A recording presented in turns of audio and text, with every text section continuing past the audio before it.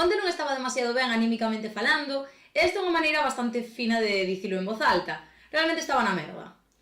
E a pesar de que eu digo sempre que a tristeza é unha das miñas musas, e é certo, creo que hai que collela na súa xusta medida. Non deixar que nos arrastre ata o máis fondo do abismo, senón saber cando hai que reconectar coa realidade. Agarimala, pero non excesivamente. Entón, onte, cando notaba que realmente estaba en descenso, decidín coller as rendas e realmente poñerme a facer algo, porque me parece a maneira de reconectar coa realidade. Entón puxeme no despacho cos meus textos e atopei un que escribín fai 18 días, bueno, agora xa 19, porque isto foi onte, que realmente non recordaba ter escrito e que me inspirou moitísimo e me fixo reconectar coa realidade. E me fixo ver como a veces nós xa temos a clave das cousas dende o principio, pero a veces nos custa recordárnoslo a nós mesmos. Como a mí me serviu de tantísimo onte, quero compartilo con vos simplemente para que en certos momentos quizáis o podades recordar tamén. Sei o que valo, pero non me sinto ben cando os demais non. Pero importa? Non debera.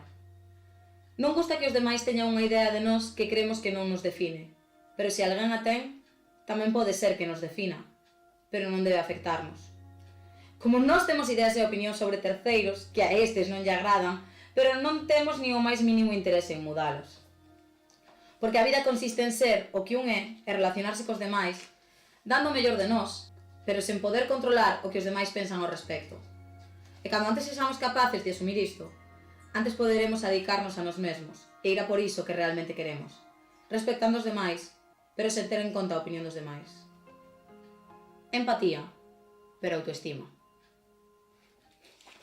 Quero aproveitar este momento para dicir que cada un exteriorizamos a tristeza dunha maneira diferente. Eu, por exemplo, podo falar dela en alta voz e poñela en internet.